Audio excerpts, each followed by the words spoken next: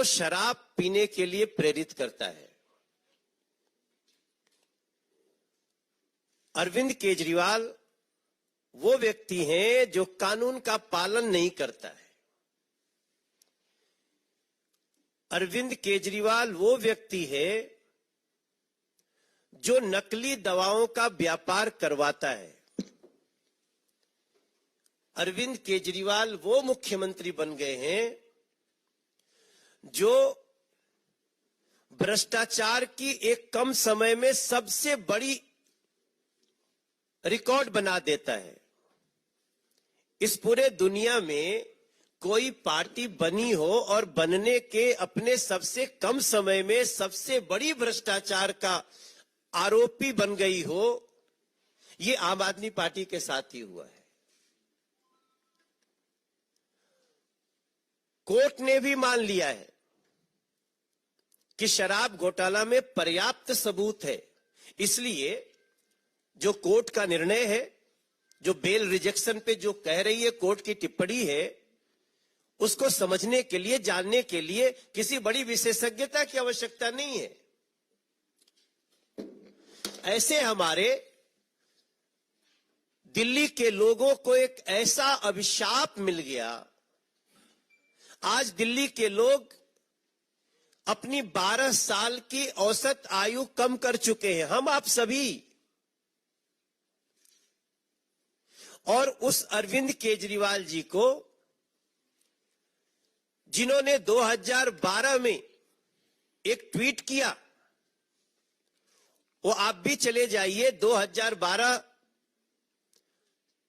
उन्होंने ट्वीट किया था कि मेरा सर शर्म से झुक जाता है जब कोई नेता ईडी सीबीआई के सम्मान का सम्मान नहीं करता। ये ट्वीट है Arvind Kejriwal, I am just quoting, 24 November 2012। Arvind Kejriwal ji tweet करते हैं, मेरा सर शर्म से झुक जाता है जब मैं देखता हूं कि कोई ईडी और सीबीआई के सम्मान का सम्मान नहीं करता। ऐसे लोग भ्रष्टाचारी होते हैं और मैं तो कहता हूं ऐसे लोगों पे आरोप लगते ही अपने पद से तुरंत इस्तीफा दे देना चाहिए। Now I am unquoting. Arvind Kejriwal, ये आप ही हो भाई। तीसरा सम्मन ईडी ने दिया है और कोर्ट की टिप्पणी देख लीजिए, उनके जो नेता बंद हैं उनके प्रति जो उनका कोर्ट की टिप्पणी है, कोर्ट इज नॉट बीजेपी। और मैं तो ये भी सुन रहा हूं, कहते हैं ये इलीगल है। आप मुख्यमंत्री हैं, आप ही के नीचे 2 मंत्री और एक आपका सांसद उसी केस में जेल में है, बेल नहीं मिल रही है, और उसी केस में जब पर्याप्त सबूत होने की बात कोर्ट कह चुकी है, आपको समन करती है, आप जांच में सहयोग नहीं करते, तब दिल्ली आपको भगोड़ा भी समझ लेती है। तब समझ लेती है ये नकली दवा की जो बात आ रही है ना, असल में आम आदमी पार्टी के शीर्ष नेताओं का सब कुछ नकली नकली ही है। नकली व्यक्तित्व, नकली बातें, नकली दवाइयां। अगर असली कुछ है तो उनका भ्रष्टाचार और दिल्ली का प्रदूषण। हम आप कल्पना करें, अगर नरेंद्र मोदी जी ने ये लगभग 150 बसें, एग्जैक्टली नंबर 1300, माफ करिएगा, ये 1300 बसें अगर नहीं दी होती नरेंद्र मोदी जी ने, केंद्र सरकार ने दिल्ली को, तो हम किस हाल में जीते। उन बसों में बैठकर आज लोगों को लगता है कि हम कितने अच्छी व्यवस्था में, ट्रांसपोर्ट व्यवस्था में रह रहे हैं। लेकिन यहां की उन 1300 बसों को हटा दीजिए, अभी कुछ और देने वाले हैं केंद्र सरकार से। हम सभी सांसदों ने भी चिट्ठी लिखी, प्रधानमंत्री जी ने उसका बहुत ही अच्छा निर्णय दिया।